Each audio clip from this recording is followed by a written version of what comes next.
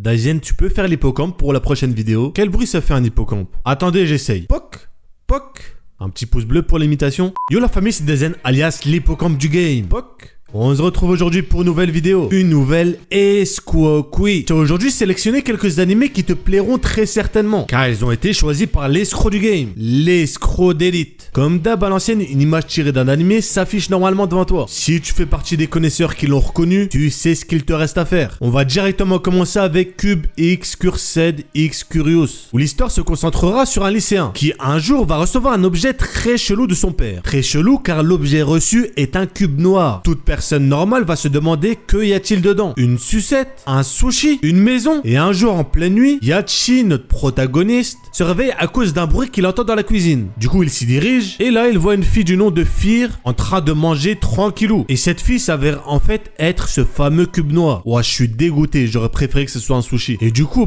toute l'histoire va partir de là. L'anime est un mélange entre de la comédie, du drame et de la fantaisie. Sans oublier la raison pour laquelle vous ne regarderiez pas ma vidéo, du ecchi. Bon, l'anime par contre a un petit défaut. Il y a des scènes ecchi qui sont un peu forcées. Faut dire les termes. Même si je sais que pour certains, c'est pas un défaut. Je vous coco. Les graphismes et les chara-design sont très spéciaux mais très réussis. Et le développement des personnages qui en suit montre quand même un minimum de travail sur les personnages. Bien que l'anime ait quelques petits défauts pas si dérangeants que ça. Continuons avec un anime licencié par Wakanim, Banished from the Heroes Party. Yes, of course. Où l'on suivra Red, qui est une couleur. Non, je rigole. Enfin non, je rigole pas parce que c'est vrai, mais bref, t'as capté. Qui est le frère d'une héroïne ayant pour objectif de fumer le roi démon, la racaille démoniaque. Mais... attention, j'ai bien dit mais... notre ref ne possède que la capacité de guide. Et cette capacité ne lui permet pas de pouvoir utiliser la magie. Ou n'importe quelle autre capacité spéciale d'ailleurs. En gros, c'est juste un support. Et à cause de ça, il est vu comme une personne totalement inutile. Un déchet. Et c'est à cause de ça qu'il va se faire exclure du groupe de sa sœur. On serait dans Tatno Yusha, le héros deviendrait sombre et voudrait se venger de tout le monde. Mais pour le coup, non. Puisqu'il va juste vouloir mener une vie tranquille. Et ouvrir un magasin d'herboristes. Mais bon, vous vous en doutez bien, ça ne va pas s'arrêter à là. On a ici une aventure avec de la comédie et bien entendu de la fantaisie. Donc un large panel de thèmes pour plaire à la majorité des gens. Vous pouvez le retrouver sur Wakanim et il y a pour l'instant 6 épisodes de sortie. Parlons maintenant de Isekai no Sekishi Monogatari, qui cette fois-ci sera un mecha Isekai. On suivra ici un personnage qui a été transporté dans un monde du nom de Gemina.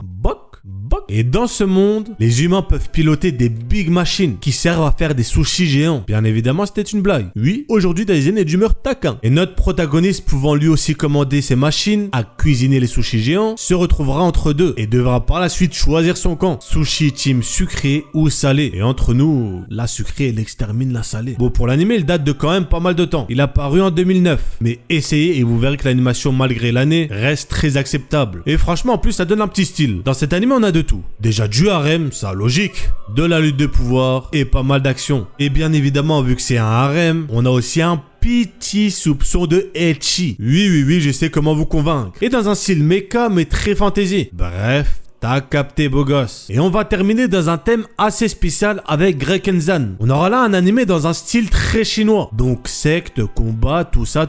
Ce qui est logique puisque l'animé est adapté d'un manhwa. On est ici dans un monde où une comète est atterrie. Et par la suite, un clan du nom de Reikan décide d'organiser un examen pour recruter de nouveaux disciples afin de trouver la personne liée à la comète. Et une personne très spéciale du nom de Wang Lu se présentera à l'examen pour tester ses capacités. Pour mon avis, j'ai trouvé l'animé très sympa. Moi, je kiffe les histoires chinoises, car habituellement, en plus d'avoir des scènes badass, il y a un vrai travail scénaristique dans le fond, et une vraie recherche pour rendre l'œuvre la plus vaste possible, en incluant beaucoup de références historiques. Les thèmes principaux de l'anime sont surtout la comédie et l'action, qui se combinent très bien. Personnellement, je l'ai trouvé excellent, surtout si vous aimez bien les trucs action, chill, sans prise de tête. Prise de tête est bien évidemment une expression. Évitez de prendre la tête des gens, conseil d'amis, c'est pas cool.